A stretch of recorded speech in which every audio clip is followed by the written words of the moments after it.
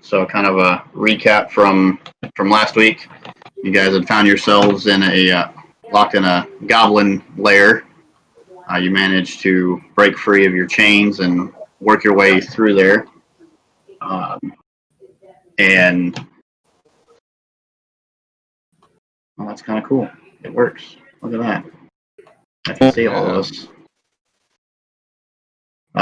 You guys managed to work your way through there. You had a teenage girl locked in the cell with you briefly at the beginning. She had been taken away for a sacrifice. And you guys made the decision to try to find her and rescue her, which you were able to accomplish. You saw some mysterious figures that seemed to be giving the goblins orders briefly before they vamped out of the lair. You finished clearing it out, and you made it back to the town of Whetstone, where you escorted Sarah, the girl that you rescued, to her father at the Gypsy in the Stone general store. He was appropriately grateful and gave each of you a 50% discount at his store for your troubles. It's been about 2 days. You guys have made various. Some of you have started making some relationships with the people around town, and I think we will pick up where you guys are in the Dodgy Hound Tavern.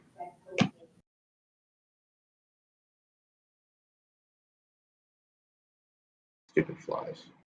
So, what are you guys doing in the tavern?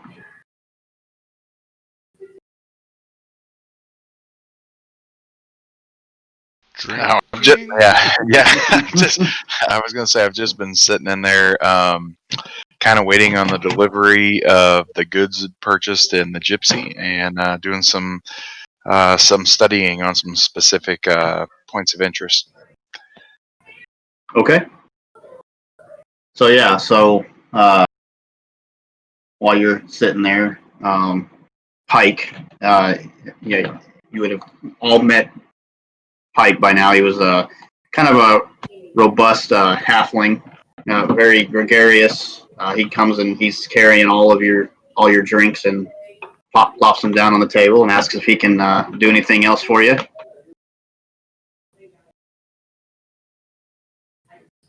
Is everybody else here? Uh-oh. Sure, I'll stop in for dinner before I go to sleep because unlike you lazy louts, I'm working all day every day. Such is the bane of the religiously devout. All right. So while you guys are sitting there, you'll notice, you kind of look out the window. A small cart kind of pulls up to the inn, and Huron, the general store owner, jumps out, and you see him make a couple of hand gestures, and you see this kind of a disc kind of form in the air next to the cart, and he takes off some stuff and he starts heading into the inn, and the disc with the goods on it kind of follow him in. He looks around the room and spots Keelik and Hyman, and he comes on over and, hey, I found all the things you were looking for. Very good. Uh-oh. Hey, Hyman, I think you're muted, or else you're having this. Nope. Oh, but he was for a minute. What the heck? You might need to go to your settings on Discord and activate. Can you hear me now? Yay! There. Yay! I tried to do push to talk. It just didn't work. So you were able to find everything. How about the blue hair dye? That was the most important. Yeah, we got it. Awesome. Thank you very much. Oddly enough, there are some of the dwarves and some of the mining guilds like to change their hair color occasionally and their beards. So it's not uncommon to see a blue-bearded dwarf running around town. Interesting. Fucking weirdos. All right, if that's all you guys needed, I'm gonna head back to the store. Well, did you want to hang out and have a beer for a while? You got somebody to watch over the store for a little bit? No, not tonight. I'm still trying to spend some time with my daughter. Okay. But thank you, No, thank you very totally much for the offer. Yeah, we're gonna have to have a conversation though, because I want to know how you're doing all those complex gestures with just 2 fingers on one of your hands. Yeah, that is definitely a story. I mean, I told you how it happened, and he kind of points to the owlbear head sitting over the bar in the Dodgy Hound there. It's like, yeah, he before he lost his head, he took a couple of my fingers with him. Owlbear snack. But thankfully, Lawmaster John was around with his great sword that I'm sure you've seen strapped to his back. It's quite impressive. I think he might be trying to make up for something. No comment. All right, but you guys have a wonderful evening. Thank you very much. It's good seeing you again. So, as he goes out, the disc, as he unloads it disappears. He goes back out to the cart and rambles off back down to the other side of town. You see Lawmaster John approaching. He's kind of a tall, sturdy looking guy. He's about mid-50s or early 60s. Very well built. Even for somebody his age, still looks in pretty good shape. He's got a sword strapped to his back, and he's making his way into the inn with a dwarf right behind him. He's wearing priestly robes. He's kind of rushing, trying to keep up with the Lawmaster's long legs. The Jark will recognize it as Father Thomas. He's got a kind of an emblem of a horn on his chest, on his robes, kind of holding a couple of books under his arms as he comes in behind the Lawmaster, and they enter the inn, and they look around, they spot you guys, and they approach your table, and Lawmaster John asks if is it all right if we speak to you for a few minutes? Sure. Father Tom is always welcome. Yes. John's like around. Father Thomas kind of says no, I'm good, but Lawmaster John will nod towards Pike, who will immediately very quickly bring a pint of ale over to him. Father Thomas will start. And, I was going over listening to the descriptions from your story and what was relayed to Lawmaster John. The description of the woman you saw in the lair reminded me of some things I had studied in some history a while back, and I was afraid of what I was going to find, but I think I found what I was looking for, and I'd like to see if I found an old sketch of some people from Breovia's history, and would see if this might be her. So I'm going to send this to all of you. I don't know how it'll show up, but if you go to journal, you'll see.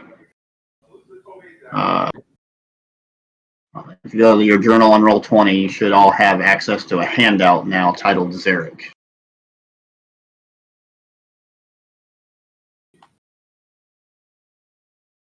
Katara. Oh yeah. Yeah, that's her. That's what I was afraid of. So about 1,000 years ago, before Breovia was formed, it had been ruled. The land had been ruled for almost another 1,000 years by the Lich Lord Zarek. Uh, he he was a terrible blight upon our land. He controlled armies of undead and goblins and orcs and all manners of monsters. Uh, his right hand was Lady Blackmore. That's who's pictured behind him. Once there was a resistance that formed towards the end of his reign, centered around a group of adventurers known as the Lightbringers. Our King Michael the Eighth is actually a descendant of one of the Lightbringers, who and these group of adventurers actually were able to draw him out and defeat Zarek in a battle cut pretty close to where the capital of Breovia is today. But we don't know what happened to Blackmore. She disappeared after Zarek's fall, and we're not quite sure what the Lightbringers did to defeat him. They took some losses. Two of their group did not survive the battle with him. However, they defeated him. Breovia was formed. The people of the area asked Michael to become their king. One of the I can't remember his name, but one of the other members went away up north and founded the Arcana Academy, and the leader was a cleric by the name of Cora Treelight. She was a halfling, and she left the continent to start a colony elsewhere. Not quite sure where that is, but that's kind of what happened to that group. But if Blackmore is returned, then dark times are ahead indeed. And Lawmaster John will kind of nod his head, and it's kind of what brings me here tonight. As I mentioned to a few of you, one of the scouting parties we sent out to the mine to try to figure out what the goblins were after when they raided it while you were there has not returned. They should have been back sometime yesterday. However, they have not returned, and I don't have the resources to send more people to investigate it. So I was wondering if I could hire the 6 of you to check it out for me. Sure. You seem pretty formidable. Let's talk about a price here first, guys. Let's talk about, are we a group here? I mean, because this is interesting. I'll go where the church needs me. And you already know I don't really fear death, so... Well, Master, I promised you my services will help protect your city, so I'll. You know, I've got to ask, that doesn't sound at all like the man who was in the dungeon concerned about his money more than the girl at all. And I'm being paid right now, am I not? Yes. So on top of the fee that we discussed earlier for your other service, this will also be another 50 gold pieces for each of you to go to the mine, try to determine what happened there and why with the scouting party and what the goblins were after. Sounds beautiful.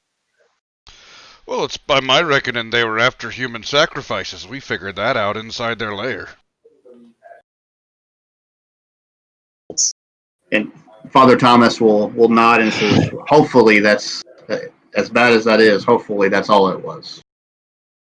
So what were the 2 parameters again, Lawmaster? It was determine the scouting party and what happened to them, and what was it? Why the goblins raided the mine. Oh, okay, yeah.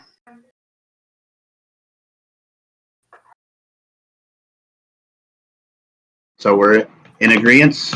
Yeah, let's do it. All right.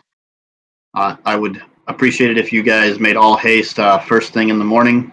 I will go ahead and cover your dinner for the night, and he'll, kind of wave off to Pike again, who will,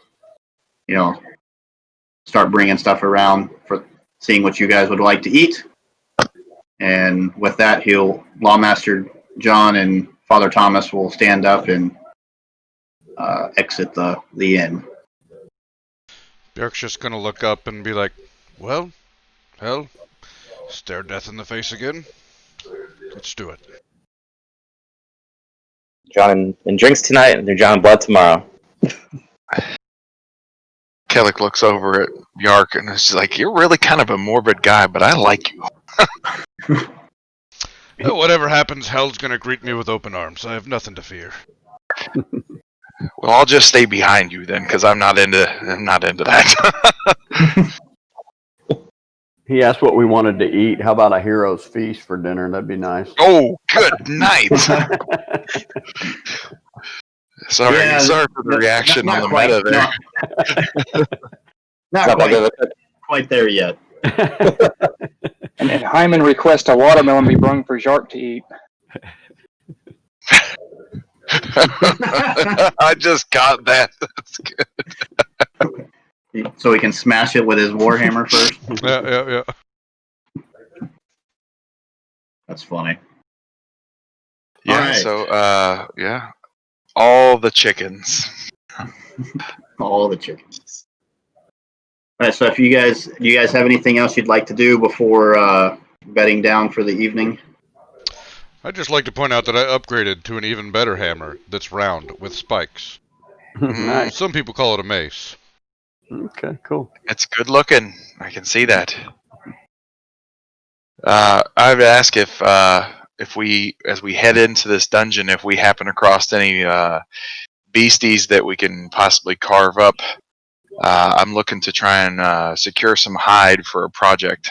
So, if any of you all have any like skinning skills or anything like that, or we happen across, I just don't know what we're going to see, but I'd like to kind of put dibs on that. We'll have to see. You're in a weird shit, man. Yeah. Hey, you have no idea, Raid. Okay. Stay on Alright. that. So you guys, eventually make your way to the to your rooms. Wake up, and for those of you that didn't already secure your own backpacks and hiking packs, Pike will have some couple of just standard explorer packs with necessary supplies for your journey. For those of you that didn't already have them already set up for you. Hey, Courtesy Rob? of Lawmaster John. Now we did find that The funny colored rainbow bag. yes, that's what I was trying to get to. I got distracted by a squirrel. Yeah, the magical bag here, and I, obviously don't have the components to identify yet. But any details on that before we head down there, because I'm gonna definitely drop that on my inventory. That gypsy stone guy was a bit magic-y. Yeah, he was. I should have probably talked to him about this more recently. Maybe he could take a gander at it before walking down there. He's one of them twiddle fingers people. Yeah. Yeah, maybe once we get back I'll be able to do that. I don't want to hold anything up. Alright. So you guys ready to take off?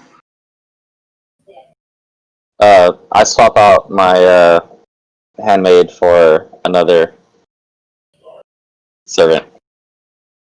Okay. This one's gonna be a half elf that is basically carrying my bag. Bjork is Okay. 100% ready. Your caddy. Yeah, ready as well. This one actually leaves town with me, though. The other one doesn't. And I'm confident we'll find a human enemy with a perfect, beautiful set of half-plate or scale mail that I'm going to acquire, I'm sure. Very good, very good. Well, keep my eyes out for it, Bjark. BJ, can I call you BJ? No, not BJ. It's Not from the it's a face. strange one. Like it does. What is that? I don't know where does the B happen in your name? I'm not real sure. We've got Hyman, BJ, and Greg. Poor alas, Greg. Greg the girl. Weird. Yes, and she is with you guys, but since she wasn't able to play tonight, Are you gonna Jaeger her, or is she just gonna? Chris is going to manage. Very good. Very good. And you do have control of her token, by the way. Oh, I got that now. Yeah. Cool. All right. So you guys take off from the town. You spend most of the first day just moving east. I'm sorry. No, yeah, moving east from town towards the mountains.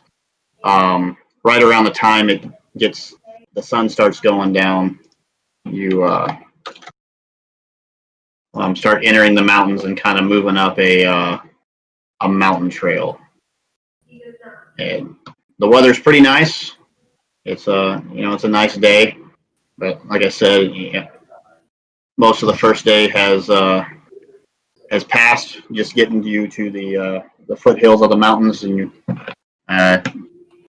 this is probably about 8 p.m. In the springtime, and you guys find yourselves here on a trail in the mountains, some trees around, some rock walls. You can see where the path had been carved out. Who put twiddly fingers in front? You can array yourselves in your marching order if you'd like. I can't see anything. I do believe Corwin should join me, and perhaps Greg even. Yeah, I will. I think I gotta get closer. I can't see anything. I'm seeing. Yeah, I Scroll see down. black. Oh, Oh, I see now. Does that help? there you go. Got it. These twiddly fingers. Let me get right. Yes. Hey, Rob, sorry, real quick. Can you give Greg Mail and the Morningstar? Oh, I have the Morningstar. Yep. Yeah, I gave everything to her on D&D Beyond. Oh, they don't have letter stuff.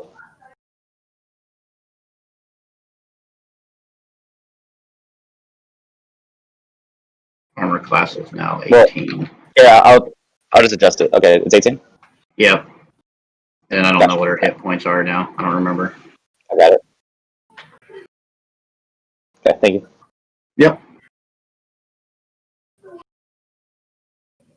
You said you want Dragon? Okay. You guys wanting to try to push on to the mine? According to the maps you had seen, you're probably looking at through most of the night before you'd actually get there. I think I'd like to play my bagpipes and take it easy. Been a long day's haul. Oh, yes, the bagpipes. They soothe everyone's soul. I love them. Actually, it's really peaceful. I used to have a neighbor that would kick his cat every morning, and it really just set the tone for the day.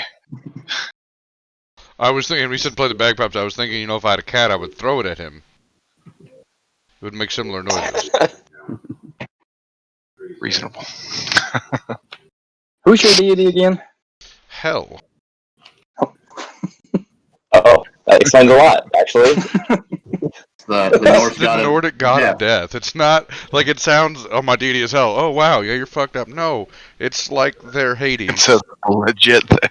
It's like they're god of the dead. Anubis. No, Anubis wasn't the Egyptian one. I don't know what the Egyptian one was. If you watch Thor Ragnarok, it was actually his sister in that interpretation of it. Yeah. The Lady of the Wood. But it's why he doesn't fear death, because he worships the god that oversees all of the dead that enter the afterlife. Also, if you want to get a plug in there and join in the playground, they've got some good order of the stick stuff that does with hell too. We're not pushing on. We're gonna rest for the day. What time is it now? It's about 8 p.m.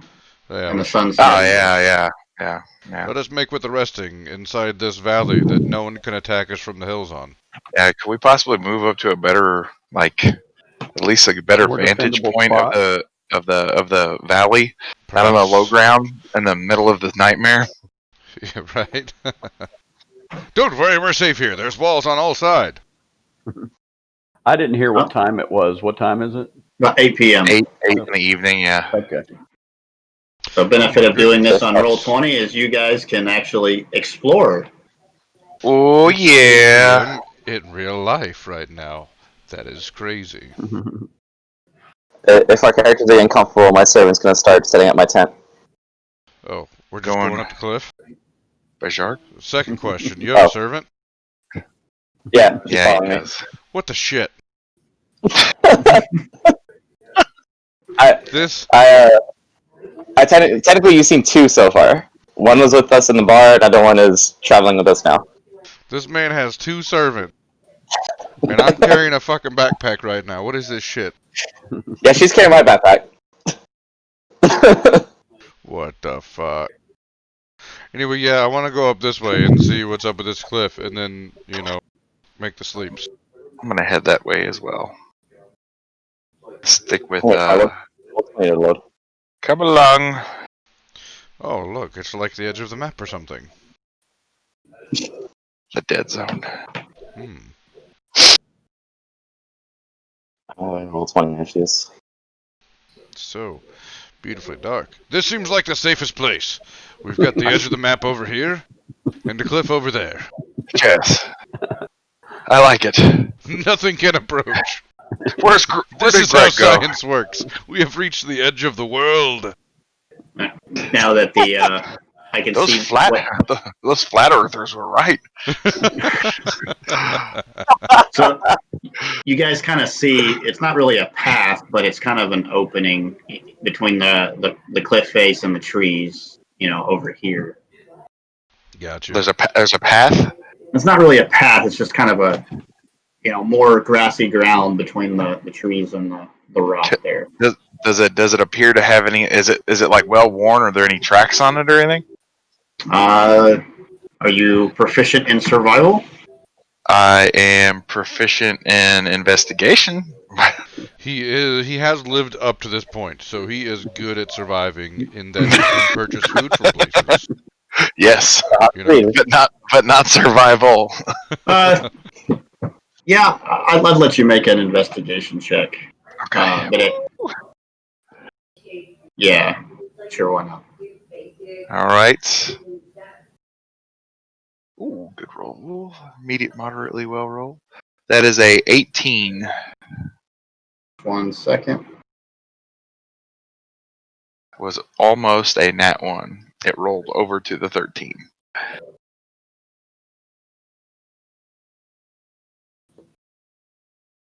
Okay, so you see some tracks that you can't really kind of make out what they are, but it does look like some wildlife, passing through at times. Bird droppings. You recognize those for what they are. Okay.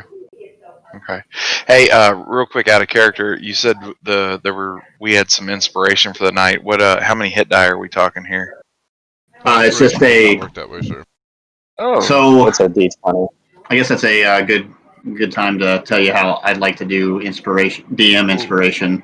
All right. It essentially gives you advantage on any D20 roll. Oh, okay. But you get to choose So- when to use it, and you only get to use it once. Yes. Yes. Yep. Yeah. So it is very nice to use, and you can declare you're going to use your inspiration after you have a shitty roll. Yep. Before he tells you that you failed.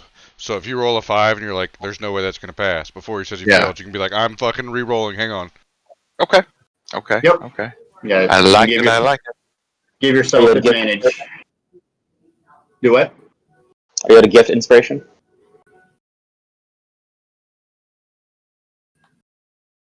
Yeah, sure, why not? Okay. So if someone else fails a roll, like say maybe a death save or something like that, you can give them your inspiration.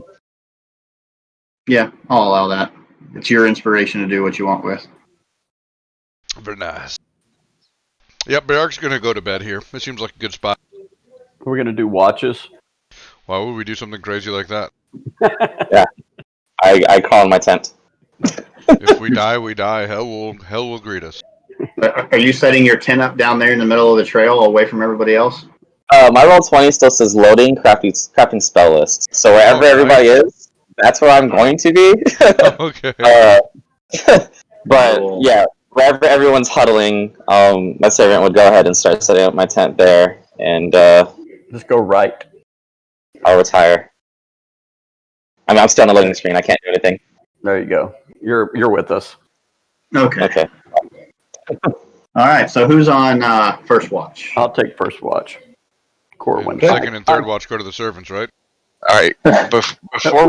Before we head down that path, I'm gonna take some time, and I'm gonna get out my spell book, and I'm gonna ritual cast alarm, and I'm gonna take a silver thread with a bell on it and run it around the campsite at about, like ankle height, and that way, if anybody leaves or tries to come in, it alerts us. So Cool. Who are you designating as the people that won't set off the alarm? no one but me. Okay. Bjark unknowingly has to go pee at some point during the night, guaranteed. So you will be woken up. So let me make sure. I want Just to wanted to see. let you know that. Is it? You can Set designate alarm. up to like It's a fuckload of people. So it's unwanted intrusion. So it doesn't say anything about anybody leaving. Choose a window door area, the 20-foot cube until the spell ends. Whenever a tiny or larger creature touches or enters the warded area. Whenever you cast a spell, you can designate creatures that won't set off the alarm. Since Bajark has mentioned this, I'm gonna go ahead and designate him as someone that can move freely through that without waking me, I recommend, breaking my rest cycle. out of character, I recommend that you do that with everyone in the group. You do Okay. you, but I would troll you if you didn't, and I would leave on purpose.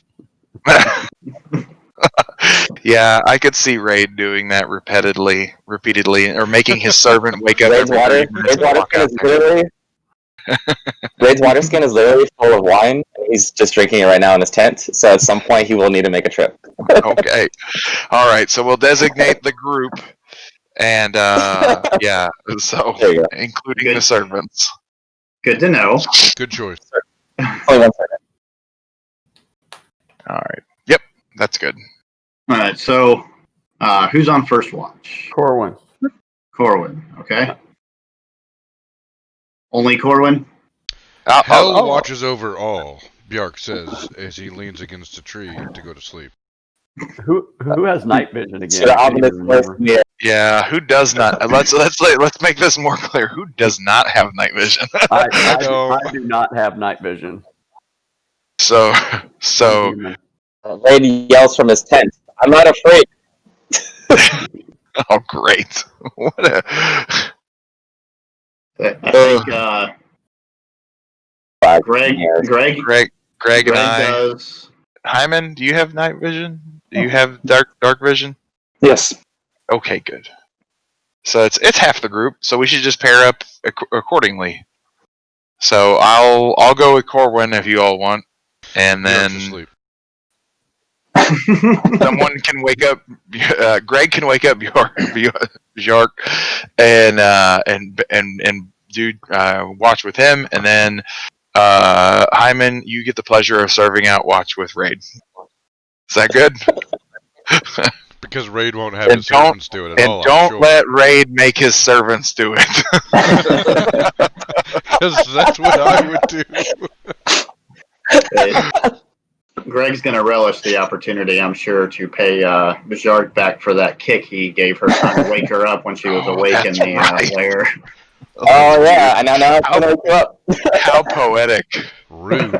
All right. All right. So, do you guys light a fire at all, or? What's the weather like? It's nice. Yeah, I know what it is. No fire. I mean, I don't need one. perfect camping weather. Yeah. Not too hot, not too cold. Not unless Rob we're is making mad. not unless we're making s'mores. Yeah, what is going on there? He is so mad. He is turning into the Yeah, Hulk. I've been wondering about that too. So the fire might be functional for me to be able to see, actually. Yeah, it's up to you all if you want it to be able to have vision. Bjark wakes up just to say, "Hey guys, lights are beacons at night," and then he goes back to sleep. Yeah, from a planner's perspective, what's the percentage of illumination tonight? It's Wow, about what is up with your camera? 11%. No Oh, smoking, yeah. light discipline. Come on, guys, light and sound Yeah. discipline. Yeah, I'm good without that. That's gonna stick out like a sore thumb. Rob is in a disco. He's Freaking me out, man. He's getting down over there. I I'm a little can't. bit upset I he's guess I not don't. dancing. I don't see what you guys are seeing. You're looking at the Oh, screen. now it's back to normal. interesting. yeah. It just switched off. Your camera was It was like feeding. Your feed strobing was through different yeah. color spectrum. pinks and Purple to reds. blue, yeah. That's like, why I said you were getting mad, because your screen just went red. There's a red hue over everything. Yeah, Rob's going through Fear and Loathing Las Vegas over there. The acid's hitting right now. I'll have to look at that on the stream later. All right, so you guys, bed down for the night. Who's with Corwin? I am. Okay, so need you to go ahead and make perception checks. Corwin, if you're not proficient, you can make yours at disadvantage. Okay, let me see. I can't remember if I am or not. I am I am not proficient, so I have to do a disadvantage as well, or is that? Yeah. If you're not proficient, it'll be disadvantage. Oh man, I had a nat 20, but the other one's a 9, so that's a 11. Okay. I've got 15. 15. All right. Yeah. So, the sun's pretty much gone down by this point, and you kind of hear the normal sounds of night. Some crickets and bugs chirping. You hear an owl in the distance. Hear some leaves and branches crackling a little bit. And come off and on in various directions around you, but nothing that sounds too out of the ordinary. Good. You Okay. you do anything else on your watch? No, I don't. Okay. I'm just gonna do a couple like just immediate from inside the alarm perimeter, just kind of walking around in there, not sitting still. Do a little RNS patrol. Yeah. Do some cells. Stop, look, listen, smell. God, it's so How to good. tell if this stream is done with a bunch of army guys? Oh no! It's like, why are these guys throwing acronyms every 5 seconds? All right. So who's next on watch? I think Greg and Bajorkor. So get to kicking them ribs, Greg. Greg will definitely 100% kick him awake. One firm kick to the ribs, staring down at you, and say, "It's your turn for watch," or "It's our turn for watch."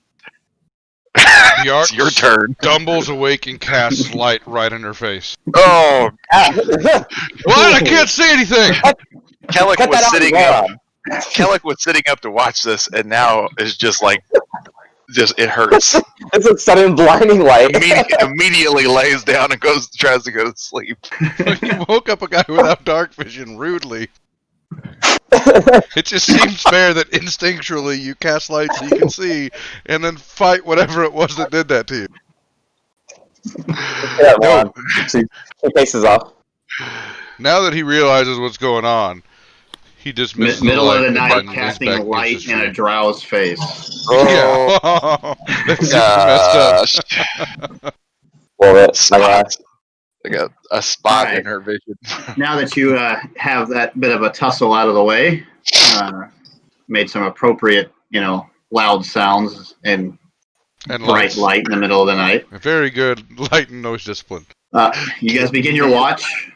You're hearing, much the same sounds as the previous two, on their shift. So go ahead and make perception checks.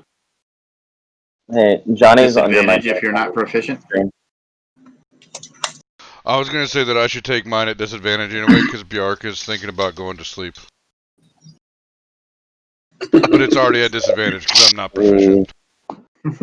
I got 9 perception. Unfortunate. Good. No. Yep. I got a total of 8 on my roll. 8. All right. So again, real quick, Keelik, did you set your alarm spell with audible sounds or only you hear it in your head? You hear it in your head. Everybody's or just yours? Let me read the description of the spell again real quick. Because you can designate that as well. Oh, you can? Mm-hmm. An audible alarm produces the sound of a handbell for 10 seconds within 60 feet. So it says it's audible. It doesn't say... Oh, a mental or audible charm. Okay. Yeah, I would say, an audible or a mental, and that designated to everybody because, you never know, you're going to get incapacitated. So, yeah, okay. Smart enough. So, your watch goes by, much like the last one, and as you guys are starting to feel the boredom of just being awake in the middle of the night in silence for an hour or two, getting antsy about waking up the next shift so you can go to sleep, you hear in your head the alarm going off, and those of you that are asleep wake up. Raid shouts, "Shut up!" Bjark casts light. He has no idea how that. Damn it! What? It's time to fight. Greg Something hisses. breaks the perimeter. I can't see. 3 of us can't see, so either torches are coming out or lights coming out. Either way, we got to see the fight. He's got a point. So the first thing I do is cast light so I can assess the situation, because I can see about 10 feet in front of me right now. Yeah. So we can see about 60 feet. Can we see what's going on in this direction? Do we know what direction it's coming from? It's coming from the trees. Yeah. Next to you. Kelly shrimps and then rolls next to a tree.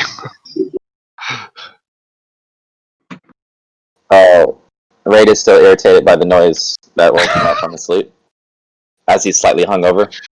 Oh. Bjark slams his mace into his shield and just says, "Well, come on then!" You sure? Yep. You sure somebody didn't get 4 P? Standing up and we're looking around trying to identify where this is coming from. So as you guys are looking around, you hear this kind of growling noise. Oh no. And out of the tree, right in the midst of your camp. Sorry, Kellic, you're dead. It's like I can feel the pressure on my throat already. Saber-tooth tiger, oh my god. Very large feline with massive fangs coming out of its mouth, jumps into the middle of your campsite, snarls at you, and it's time to roll initiative. That's not scary at all, so that's good. Wish I could see roll 20. Kellic just looks over at Majark with this what the hell? Look. I didn't bring it here! It's your fault. If Raid didn't snore so loud over there. Stop yelling! Raid yells from his tent, trying to go back to sleep. Raid, get up! There is a giant feline in our camp! Wow, that's weird. You start hearing rustling and he starts getting dressed. Oh god. He starts getting dressed? We're gonna all be dead by the time he comes out. Sleep in a camp without their armor on in a potentially hostile environment. Oh, I have a bedroll, a blanket, my hooded lamp's in there. It's really nice in there. Well, I guess it's a good thing I cast light, and I hope that frickin' tiger destroys your tent. Something's gonna happen to that tent. Trust me. All right. So, I still can't see it. you don't have your dice with you, do you? Or handy, do you, Chris? Yeah, I do. Okay. Nice. Yeah, I hope you got insurance on that tent. I don't know if I. I did not see your roll come up. Okay, so it didn't pop up. No. Oh, I see the turn order. I can't see a fucking map still. It just still says loading, rolling, 1d20. He does not like you. Well, Let me try. I was gonna say if the stream was working, you could see where you're at on the stream, but you Yeah, don't I'm have a looking at computer either. that. So Oh, I'm really close to that thing. Fuck. yeah, you're right there, I bud. found my phone, so I'm watching it and seeing how fucked I am. That's brilliant. Hey, whatever works, Cool. man. Hey, nice part though. I got a nat 20 on my roll. There you go. Nice. All right. So Now, you put your clothes on in half the time. so, Chris, I need you, since you were drinking wine before going to sleep, I need you to make a Constitution saving throw. Uh-huh. Easy, I'm proficient. That is a 11. All right. So you're feeling a little inebriated. Damn it. So,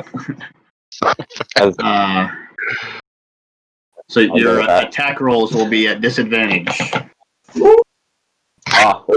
But he's stronger, right? So he gets a strength bonus. You're not sure which target you're aiming at.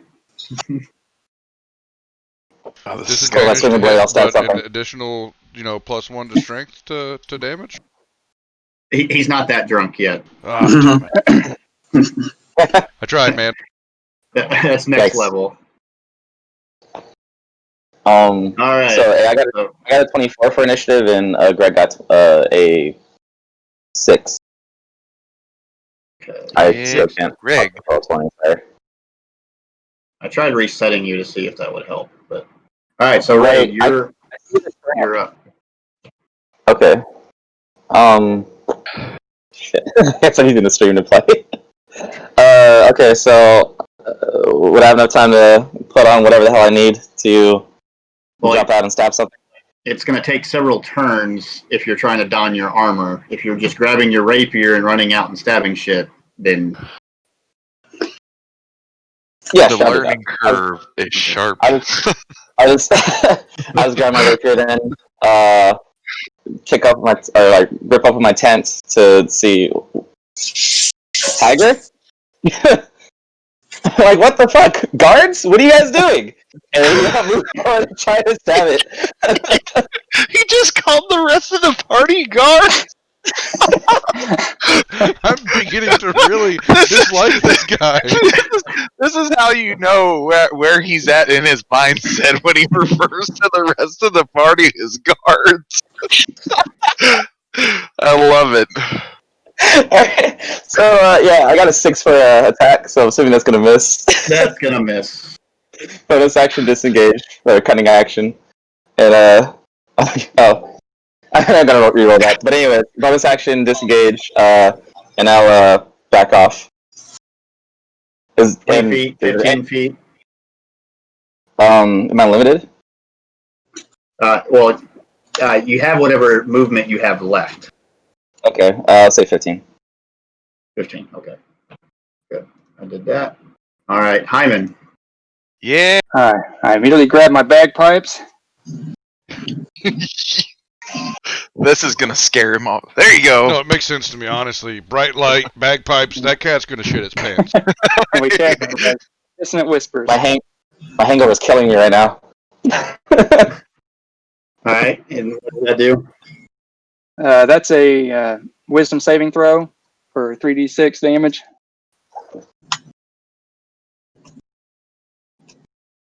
All right, he definitely fails. If he fails, he'll have to run away on his reaction. And he takes 5 points of damage.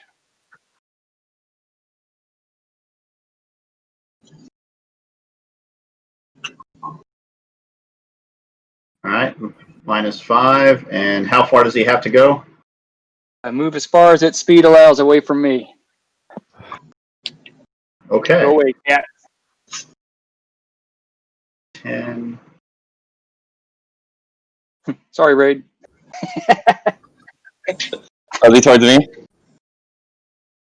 Oh, hey, Rob, I need you to move me.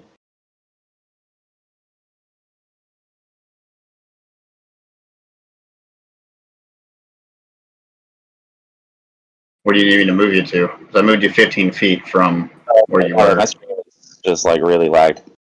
I'm just not caught up. Okay, so he moved. Now, does he have to stay away from you, or did he just have to use his movement to run away for that reaction? Put it on roll 20 so you can see it. Oh, there it is.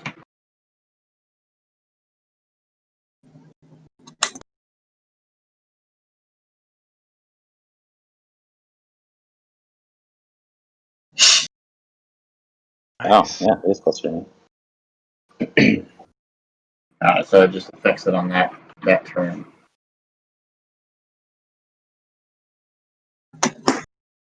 Okay. Bajark.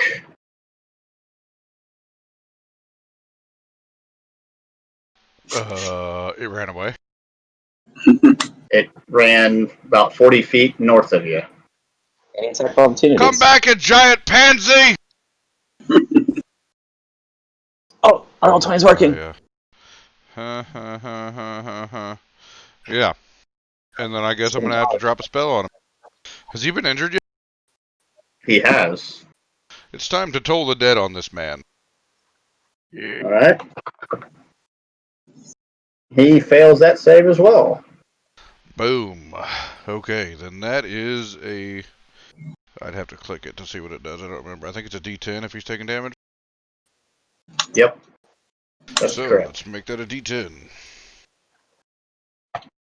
Good. Good. He takes 1 damage. Oh, Rare. Yes. Thank you, D10. I appreciate your help.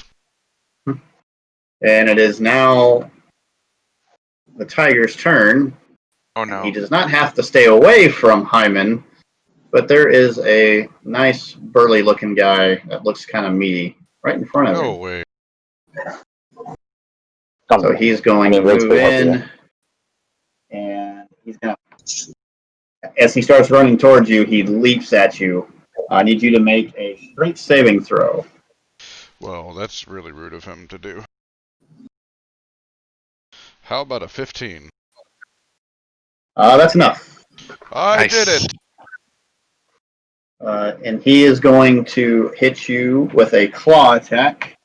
That's a dirty 20 to hit. And you're going to take 12 points of slashing damage as he rakes his claws I across see. you. We're trading boops.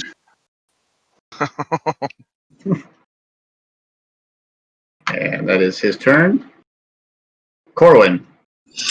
Okay, I'm going to move to 10 feet away from him Hit him. and attack him with my glaive. I'm going to get him with sharp end and the blunt end, or try.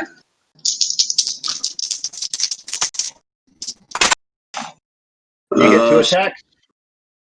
I get a bonus action is the blunt end of the glaive. Gotcha. Okay. So let's see, it's 15 to hit with the first attack. That hits. That hits. Okay. And then the second was 13. That On the also blunt hits. Okay, good. All right, so that'll be a D10 and a D.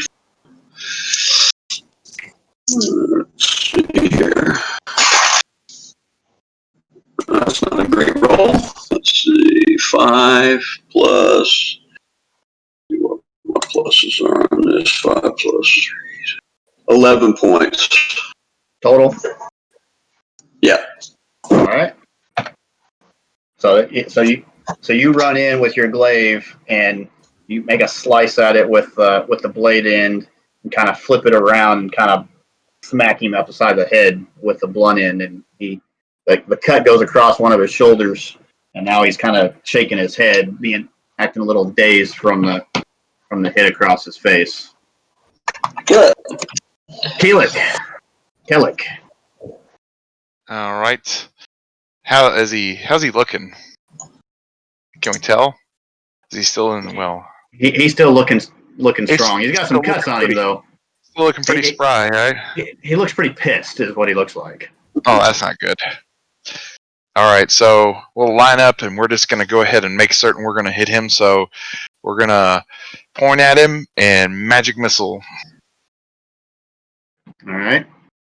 So unerringly, 3 darts fly out of the fingers and fly over, and one smacks him on the head, one boops him on the nose, and the other one smacks him back in the head. So you said house rule is 3d4 1d4 per missile.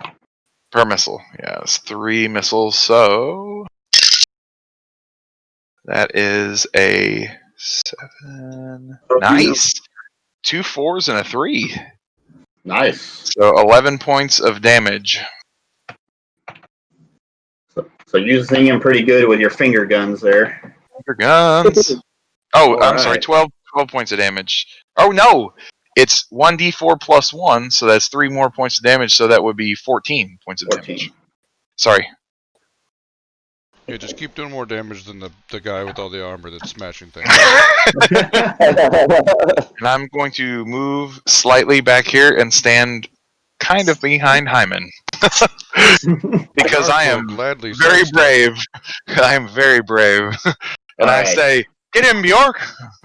BJ! Lourdes, or Greg, as we lovingly call her now, for some reason. She'll go ahead and rush forward and try to. Actually, no. What the hell am I doing? She's a caster. Anyways, she uses Tell the Dead. DC 14. DC 14. Points her finger, She points her failed. finger at it. Remember some gibberish, and is gonna go ahead and take some damage. Then see if this will work. You can do I it. don't know if it works. Alright. I'm gonna roll it. Let's see. Got Yeah. it took damage already, right? So it's a 8 and a 12. Yes, taking damage already, so it's 1d12 instead of a 1d8. Oh, okay, never mind. Well, shit. Well, that was a better roll, unfortunately. It'll take. I was just 5. 3 damage. 3 damage. Better than my 1. And then Alright. she will actually then place herself between or near the tiger. Yeah, there you go. Yeah. Hey, Rob. Yeah. I don't know if you're going to allow this. I forgot. I took great weapon fighting, and I actually rolled a 2 on my dice, which I should have had a re-roll on. It's just 2 more points. I rolled a 4 the second time, but if not, I'll just pick it up next time. Sure, I'll allow it. Okay. And as we get to the top of the order, again, you hear the tiger is looking pretty bloody now, and she makes a call out, Oh no. and and you see another one come bounding from across the trail. Oh please God. Oh no. I know where this is This one's coming all from. mine, boys! All right, Raid. Okay. I'm gonna go ahead and try to shut this thing up because its noise is really hurting my head right now. I'm gonna go ahead and try to jab my rapier into its face. Okay. See if that worked. So sneak attack is not in play because your attack roll's at disadvantage. Okay. Ooh. Wine, the great equalizer. I'm having issues with Roll20, so I'm just gonna go ahead and manual roll it. It went. I'm pretty sure I missed. That should have been a. It was a 9 to hit. Yeah, 9 to hit. That's gonna miss. I'll go ahead and disengage and move behind one of my. Wait, where do I see the other tiger coming from? You would have heard it to your left. If you don't My see left, it. then this way. Disengage. Okay, I'm good. All right. Hyman?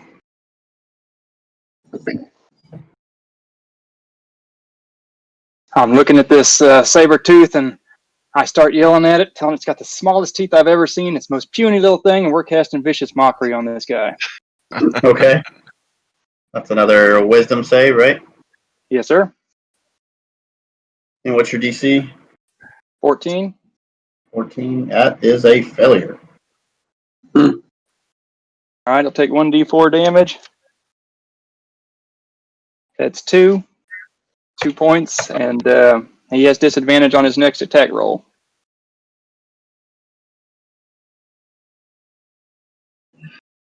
Okay.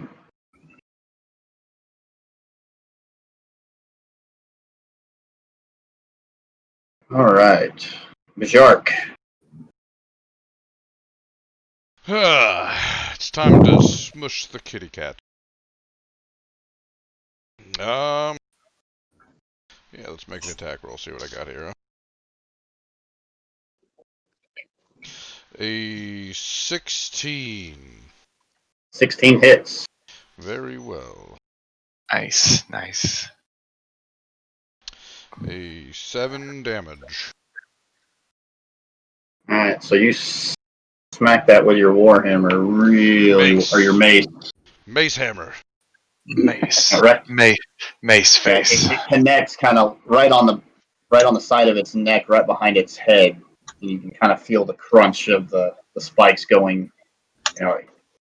into its skin.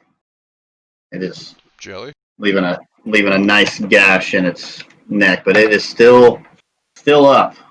No jelly. It's That looking hurts my rough. feelings. All right. I'm going to. Maybe not. Hang on. I thought I had a bonus action for that. Nope, that is a regular action. So instead, I'm going to end my turn. Okay. And it is going to. The really hurt one is going to go ahead and make a claw attack at you, but it's going to miss. It's starting to lose its ability to focus. But the second one uses its movement and its action because it does not have a bonus action to do that with. So it's going to end up right next to Greg, and then that is going to be its turn. All right. No attack. Corwin, no attack. Okay, so let's see. I'm going to, well, first of all, I'm going to swing at the one closest to me. And a nat 1, I'm pretty sure that's going to miss. Barely. Just barely. Let's see. Let's try the blunt end. And that's not much better. So that's an 8's not going to hit, I'm sure. So I missed both of mine. So that's my turn. Right. So swing, and a miss. All right, Kellic. Oh, good night. I'm kind of looking up there, and I yell up. I like free action. I'm like, Bajark, imagine its head is a watermelon. And then I'm going to firebolt the injured one. See if we can get a hit. Ooh, and that's probably not going to hit. What is that? That is a... Where's my damn firebolt? A 9, which I don't think a 9. hits. The So wonderful world of being level 2 is missing a lot. Send the firebolt flying out, and it just goes right over its head. Oh. Anything else? No, I just kind of skirt along the side here, get a little bit forward, and I think that's going to be the extent of my movement. I don't really have a bonus action. Not right now. Greg. Okay, first I'm gonna start off the turn by activating the spell Shield of Faith. Putting my AC to 20. And then I'm gonna go ahead and smack the approaching cat with the Morning Star. Okay. I don't think that's gonna work. So, oh no, it did work. Cool. 15 to hit. Nope. Yep, 15 to hit.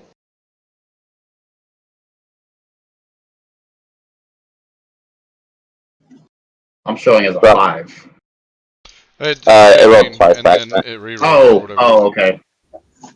I Okay. was having I see issues it. with rolling. All right. So yeah, 15 Yeah. hits. And then be 9 Okay. piercing damage. 9 piercing damage. All right. So she swings the Morning Star, gets some momentum bit up, and swings it and smashes the charging Sabertooth right in the face. And then And she just takes snarls a at her. enchanted defensive stance, expecting it to swing back. Okay. And that'll be all. Raid. We'll stumble over and try to assist the Dark Elf via Rapier and Throat.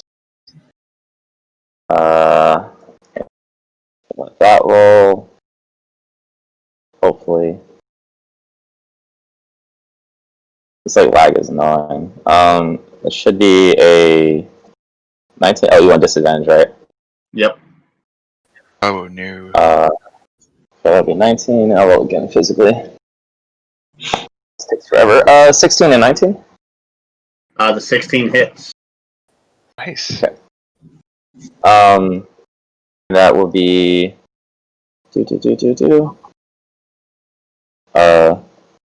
no sneak damage.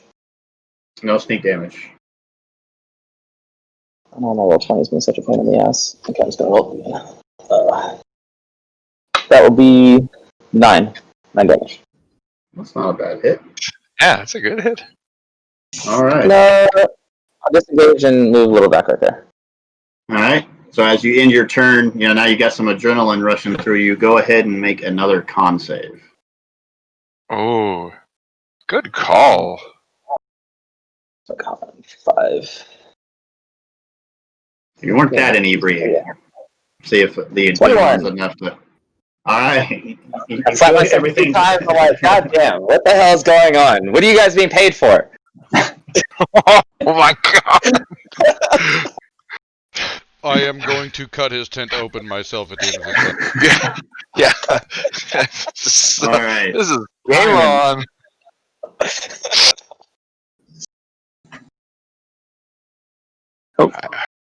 Sorry, Rob, my turn here. Is the first tiger still alive? First tiger is still alive. It's looking All rough. right. And looking rough. I'm going to move a little bit closer. And I'm going to do what the other people can't do, and we're going to finish this guy off. So we're going to take out the short bow. Everyone's catty. And everyone even look at that. All right. I'm going to cast a bonus action. And I'm going to give Vijark a bardic inspiration. Ooh, nice. All right. Can you do a little toot on the bagpipes? Sure, Yeah. if you'd like. Oh yeah, to. I want that in my life. There you go. It's like he's like a next series of instruments. He gets a vuvuzela. All right. Vijark. I'm really upset this guy isn't dead yet. And Bardic Inspiration just gets a +6 to attack rolls. Any roll but damage, right? Yep. Pretty much. You know what? This guy is dying this turn because I've decided. I'm going to cast Inflict Wounds. Ooh. With Bardic Inspiration, that gives me a 21 to hit. That hits. Okay, 3d10. Come here, d10. Let's roll you. What's the holy symbol for hell? Yes. Looking it up. Sounds really bad. Not the best rolls ever, but it totals out to 13 damage. So you grab your holy symbol and kind of make the Septem Sincera, slashing gesture in front of you, and you see these gashes form across multiple sides of the tiger as she kind of yelps in pain as she keels over and just falls to the ground, not moving. But all of the attacks were at the head and it turned into jelly? Sure. This is very important. Okay, good. Yeah. Just want to make sure. We got to continue with the theme we've got going here, you know? You made the several gashes in her head, and it just kind of fell apart as she flopped over. Beautiful. All right, so she doesn't get a turn, but he does, and he is going to swipe at Greg, and is going to miss. Cool. Bonus reaction. Oh, I'm gonna burn one of my let's see, Wrath of the Storm. It attacked me, so I can use a reaction to make it do a Dex save, which is DC 14, and it will then take. It failed. Cool. All right, so it will then take DC 14, or it takes 2d8 lightning or thunder damage, and I'm then also going to burn my Shaman Divinity to make it take max damage. So it's going to take 16 lightning or thunder. Doesn't matter. It's a good thing we're going to So be going right back to sleep at the end of this. So as it claws out at her, it misses. Her armor, kind of charges with lightning, and it arcs from her armor over to the tiger, and it shocks the shit out of it. I don't know how else to describe that. I mean, it's a doctrinal term. Shocks. That cat has got spiky hair everywhere. yes, it hairs on end. It yelps back. Its claw comes back blackened with fur, and you can see kind of sparks kind of rising up around. Even kind of arcs between its two fangs a little bit. It Kind of a makes cool effect. Makes the same sound effect from National Lampoon's Christmas Vacation when the cat chews on the electrical cord underneath the sofa. All right, Corwin. I'm gonna move to 10 feet away. Attack twice. Spring roll back. Woo! 20. Nat 20. It's a roller coaster over there. No, we don't scream on those Count anymore. if your hands weren't up in the air. We don't do that anymore. It's screaming in your heart. That's Wait a lot for him to of come back. Like, that's what you get. He smashed his keyboard when he did it.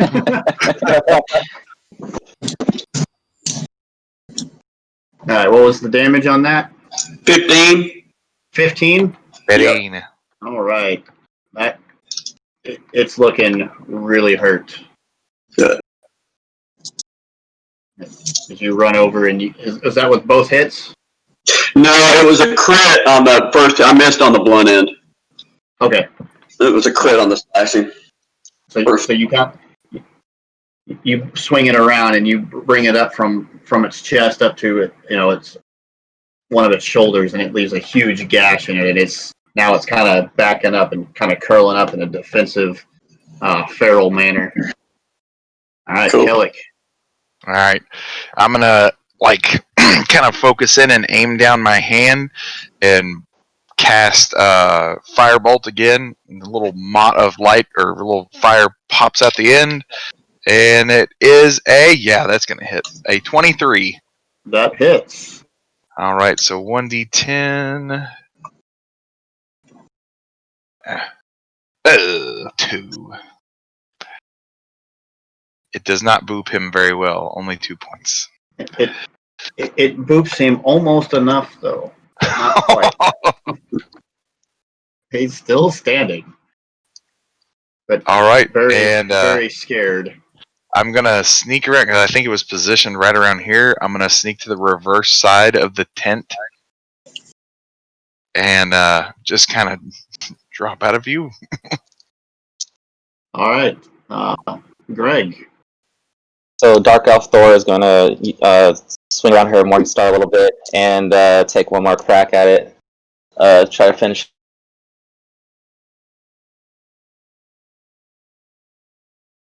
And then that will be 5 plus 7 damage. How do you want to do it? Just channel every single little bit left of that electricity that she had charged from the previous swing, and just crack it right on the top of its head as a tiny little lightning bolt smacks its head down to the ground. So as the Morning Star swings around and impacts the top of its skull, it just kind of slams the skull right into the face, right into the ground, and the body just collapses around. It doesn't even twitch from just solid impact. It does not. She remembers aim for the head, and she walks away. All right, you guys are out of combat. All right. Kellic begins to start casting firebolt at the base of the tent, but then realizes that Raid's poor servants are inside asleep. It doesn't burn the servants to death. Instead, he just pulls a dagger out and kind of cuts a hole through the door, and then sneaks in. Bjark is gonna climb inside the tent and lay down to go to sleep. It is your shift, Raid. All right. Oh, before Kellic lays down, I want to go over to inspect these. Well, actually, we'll just wait until morning. I don't want to be out there by myself next to these giant I'm sure dead that carcasses. we're gonna try to skin these things with our very good survival skills. Yeah. I'm gonna see if I can Okay. harvest a little hide off of it in the morning. Anybody proficient in survival? Not this guy. Oh, a minute. I'm proficient in city survivals. I'm proficient in survival. Ooh. And then that one. Hyman over there is jack of all trades, so he could assist. Yeah. Can I get you guys maybe in the morning to carve me off like a few yards of this cat hide that I can get a hold of? What's it look like, Rob? Is it like stripy? Is it a tiger? Is it a tiger skin? No, it's kind of yellow, just golden yellow fur. It kind of lightens up as it goes to the around to the belly, and then you got the fangs. One head. Well, actually, neither head is really intact for mounting purposes. A really good taxidermist might be able to put something back together, but it's going to look like Frankenstein's monster.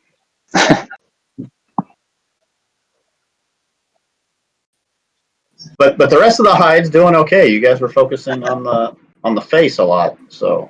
The boop. Gotta get that boop. What'd you roll there, Johnny? A 20, not 20. I'd say you get both hides fairly well intact. Nice. I tossed the dagger into it. Some meat, and you're able to get the teeth. You got 4 saber-tooth fangs. Those might be good for something. Cool. Make a necklace out of them. All right, so you guys, you'll finish up your your night there. Well, hold on, Rob. As we're doing a third-party shift here, we're a little frustrated that somebody went and stole somebody's tent. So we're going to cast minor illusions throughout the night and play bagpipe songs in his head all night long, little whispers by his ears.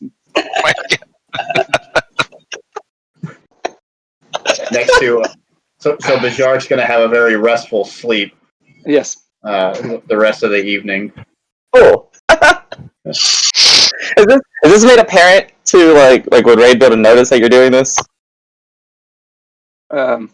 He'd see me doing the actions, yes. Okay. And probably seeing Bajark wake up and noticing, I would guess. Okay, let's see. You're okay. All right. So as I say, you guys will make it the rest of the night. You wake up, you go through the hide. Does Raid get in the tent with me? No, I'm on duty. Oh, okay. Yeah, he was on his last shift. I think now would be a good time to take a quick break. Sure. Very well. I don't know if you want to pause the stream or if we have a break. If it has.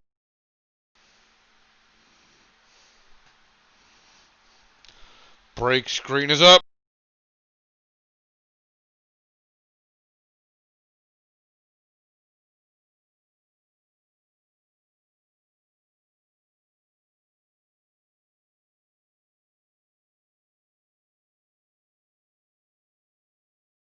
Mm-hmm.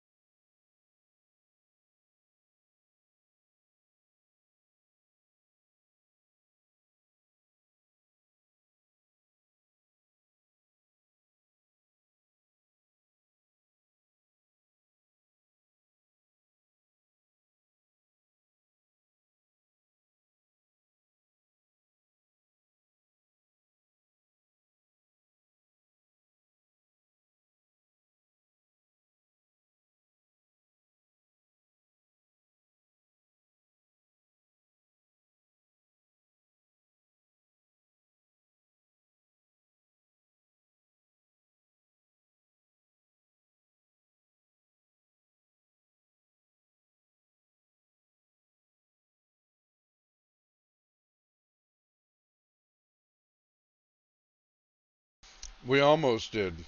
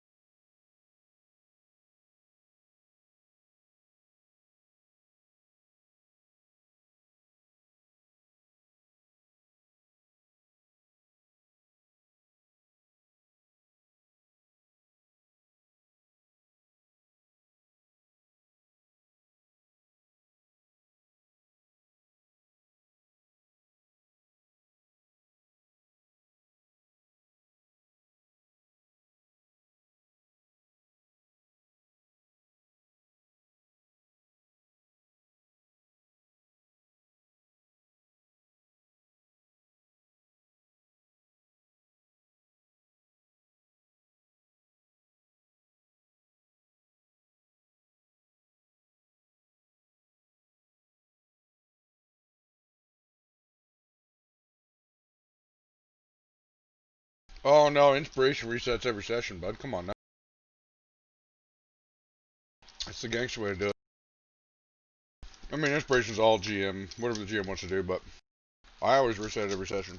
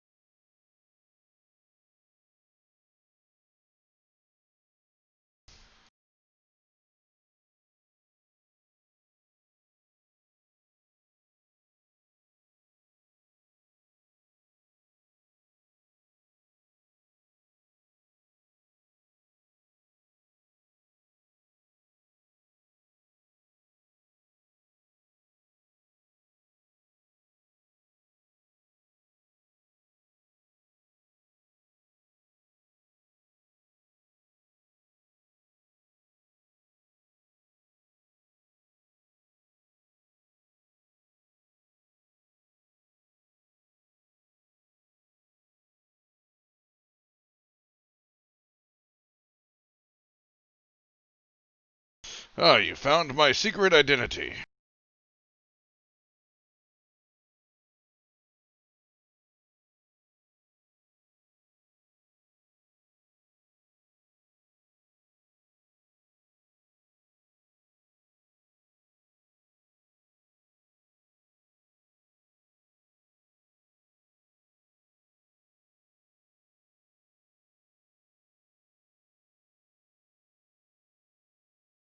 I am a Barbie girl in a Barbie world.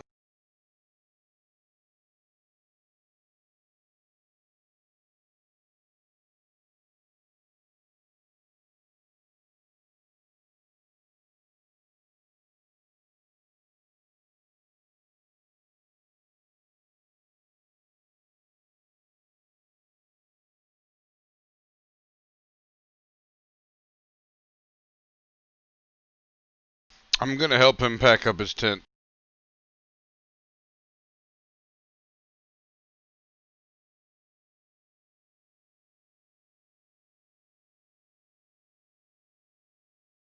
I'm going to make it harder for them to pack his tent up.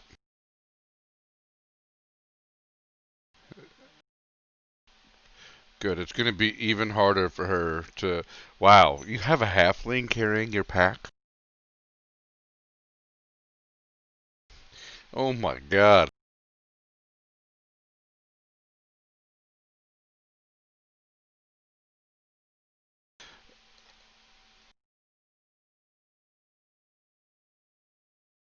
After she packs the bag up, can I just pick her up and carry her on my shoulders?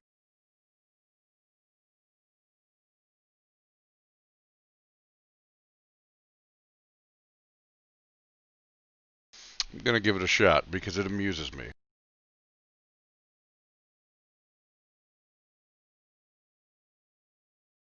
Though, if we come into combat, she might be my initial weapon. She's right there. I have to get to my mace somehow.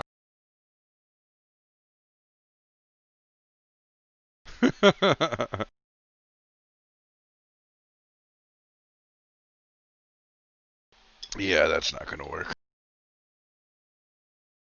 Hello, little lady. I'm going to carry you because fuck him. A 13 plus... Oh, I actually have persuasion. 18 total. 13 plus 5. I forgot I had persuasion.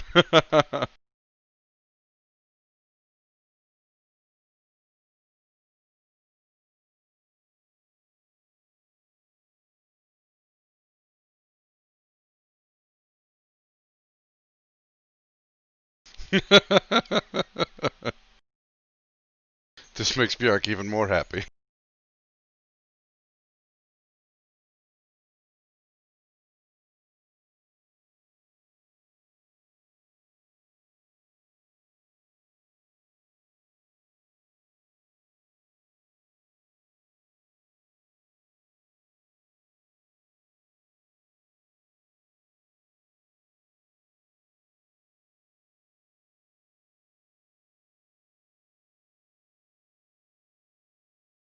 You see some things smoking, like no active fires, but you see little pockets of smoke kind of rising from different pieces of rubble. Starting about where you guys kind of crested over the hill there and onto this clearing where the entrance to the mine is at, you start seeing some bodies, some clothed in the garb of miners. You see weapons thrown out, makeshift weapons from what the miners were probably used to defend themselves. You see several goblin bodies lying littered around the ground, and towards the entrance, it almost looks like some hasty defenses were kind of put in place to try to make a barricade at the entrance, but no movement. Okay.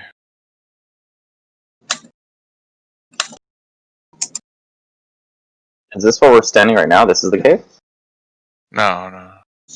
No, I haven't moved you to the new map yet. Oh, okay, I was curious. I was like, I wasn't here when we got here, so. Do I have? I think we should scout around and look at the area, see what we can figure out. I think that's a good call. Hi. Well, I'll go with you. Because we're tanks.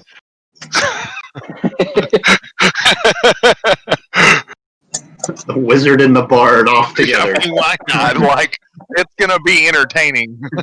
What could go wrong? Yeah. Yeah, let's go. What exactly is Bjark scouting? Not proficient in. Oh, thank God. We're at least right. He would just smash his shield with his mace and be like, "Hey, what's going on over there, fellas?" That's how Bjark scouts. So what are you guys scouting out for? What are you looking for? I'm looking around for goblin bodies and such things like that. You know, seeing if it's all just the miners that died here, or if what else is out there and about. All right, so roll an investigation check, and if Johnny is also, hey, there's video. Hey, guys! crap. You made it. I did it. I figured it in the browser, so there you go. There you go. All right. Work. Okay, just- so And now Rob is raid. Interesting. Yeah, you got to fix the stream a little bit now. Working on it. I'm on it. He's like, I'm playing and I'm in production. Hey, Johnny's the DM now. You made it, man. I got demoted. All right, Johnny, you know what to do from here. In fact, Rob, you're the hated member of the group. We're all dead. Game over. Game over. Game over, man. Game Try- over. Pieces. All right. So, Kellic, I'll allow a investigation roll from you. Okay. Johnny, if you want to make a survival check, you Okay. can That's do that as well. 17 on investigation. Okay, so with that, I mean, you're finding a handful of goblin bodies. You're seeing some minor bodies of miners that have been working, pickaxes next to them. You know, the goblins that you see seem to have been armed similarly to the ones in the lair that you encountered. Not a lot of armor, but scimitars and short bows, coupled Yeah. with javelins. Do any of them have any like markings? I know that from the last goblin group that we ran into, that was like the clan of the serpent or something. And snake. Any of them, do they have any markings or anything like that, or any markings like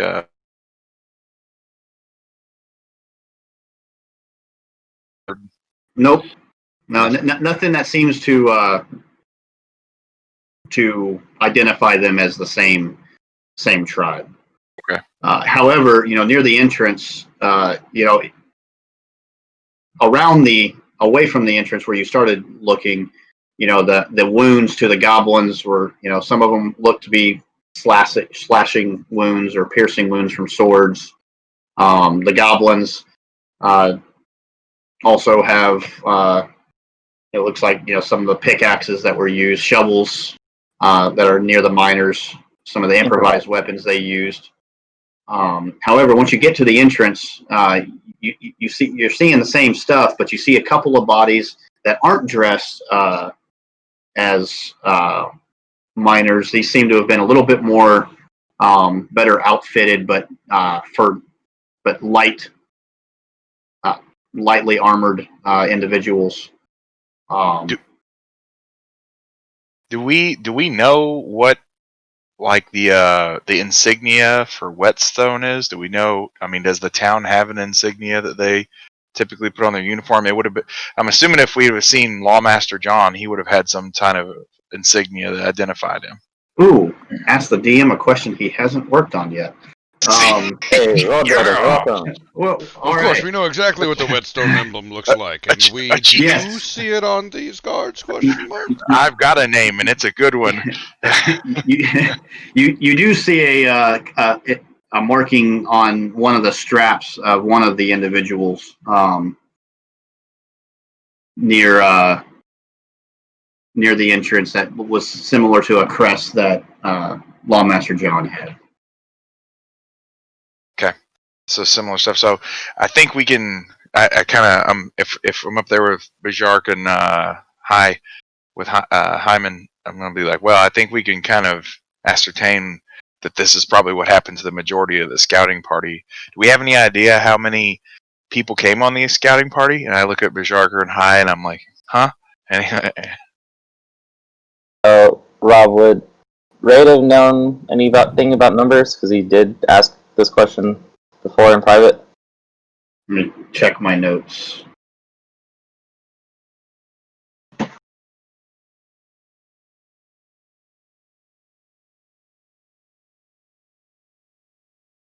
If it'll load.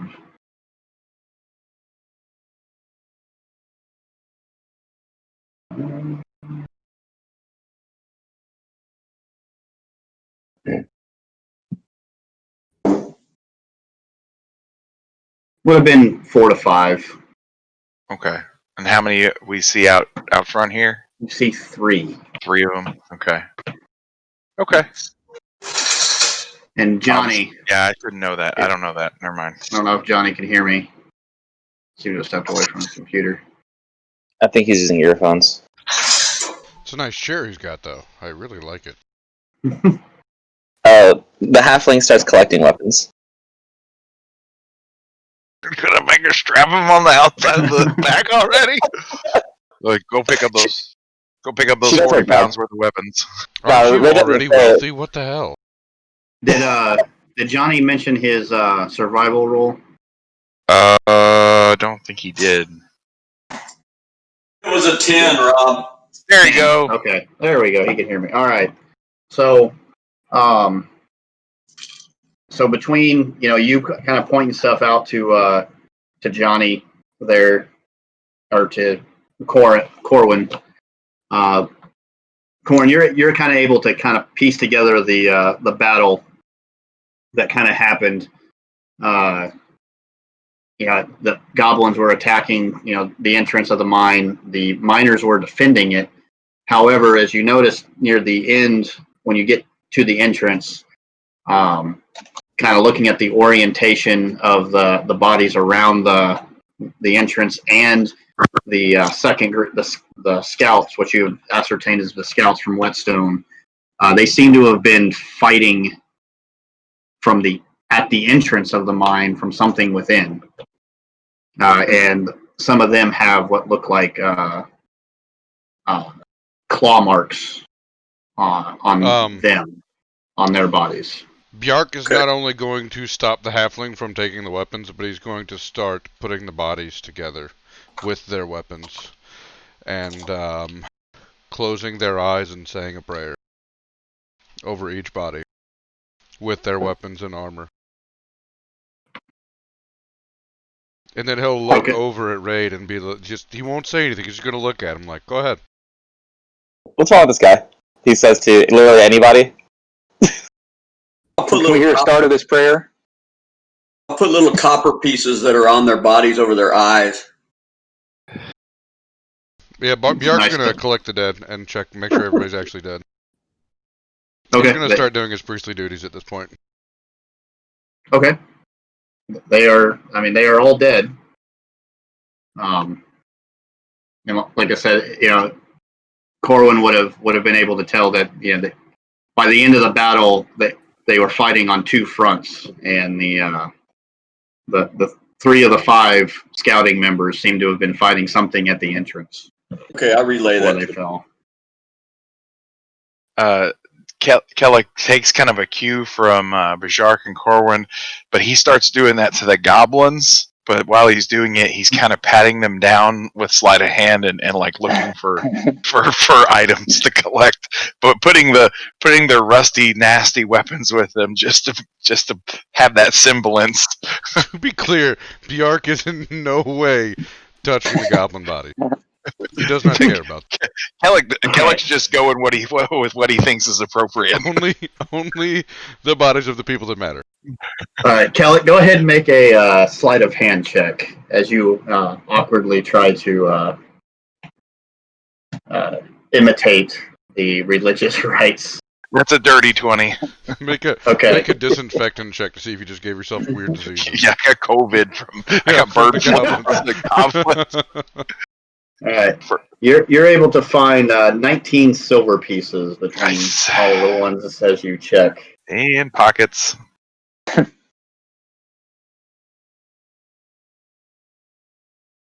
right. What do you guys do from here? We're gonna go down the mine. Does anybody have any knowledge on what the claw marks might be from? Survival check. Yeah, I maybe do like an inspection or an investigation on it and see if it turns. You can try another survival check, Corwin, if you'd like. Yeah. A little bit more focused on something now. Oh, 20. Natural. I appreciate your enthusiasm. Saying you're a blood hunter, right? Yeah. All right, hold on. See if this works. If you meant does it works to boot him? Oh, That's two. oh, they're going to a DM whisper. That's what they're doing. Oh. Now Bajark's gonna have to jack around with putting them back in the frames again. Oh. Nope, they're all gone forever. Never coming back. I was not ready for this. They're gone forever until they come back.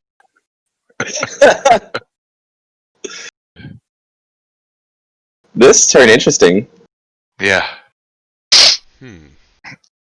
I love having I love that you're having to do production work while balancing your character dodging. It's beautiful. It shows how talented you are. It would be super easy if the camera didn't keep connecting and disconnecting. Because essentially, I'm using display capture on one screen to capture all the cameras. Yeah. And then when the cameras move on the screen, it ruins the display capture cropping that I did. Yep. I did it Thanks, again. Rob. You ruined your own stream. I just realized that I mentioned that to Johnny as soon as I did that. So we were like, yes. That was funny. For those of you watching at home, or the one of you, we're learning. She got embarrassed because she got called out. Oh, did she leave? Yeah. Oh. She's like, you lied. You said they couldn't tell if I was watching. I was like, yeah, but you followed us. That's a different story. Oh, that's beautiful. I'm too introverted for even that. All right. Did we lose Rob's video? We did. Oh, maybe. Oh, no, she was watching. Oh, now we swapped them. All right. There we go. See, she lied to me then. Hey, Rob, I'm going to go ahead and share that information with the party. And here's the I'm going to read this to you. So it says you have advantage on wisdom survival checks to track fae, fiends, or undead, as well as on intelligence ability checks to recall information about them. That's the way it's written. All right. Oh, it looks like claw marks, like something dead. Is what the scratching marks look like to me. Bjark, as soon as you say that it looks like work of the undead, you can basically instantly see murder in Bjark's eyes. He is ready to kill everything now. Oh, very good. Are you that type of cleric? The dead belong where they belong, and that is in the ground. Or with hell. I'm right there I'm with you. going to use an ability now. Okay. Because I can use it 3 times a day. Called Circle of Mortality. Or no, I'm sorry, Eyes of the Grave. Oh yeah, I'm familiar with that, but go ahead and explain that to me. At first level, I can sense the presence of the undead, whose existence is an insult to the natural cycle of life. As an action, I can open my awareness to magically detect undead. Until the end of my next turn, I know the location of any undead within 60 feet of me that aren't beyond total cover and that aren't protected from divination magic. Doesn't tell me anything about the creature's capabilities or identity, but I know where they're at within that range. So, so you don't get the sense of anything actively within 60 feet of you currently. However, you do pick up the residual, kind of a residual presence. Cool. Like undead were definitely in the area. Bjark goes inside. I'll go with you. All right. It's time to go on a rampage. I'm looking to get back to her work.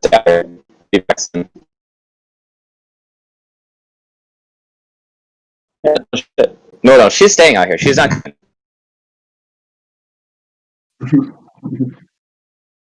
And check loot for literally all the bodies. Apparently, there was silver to be found, so. All right. I don't know what you're talking about.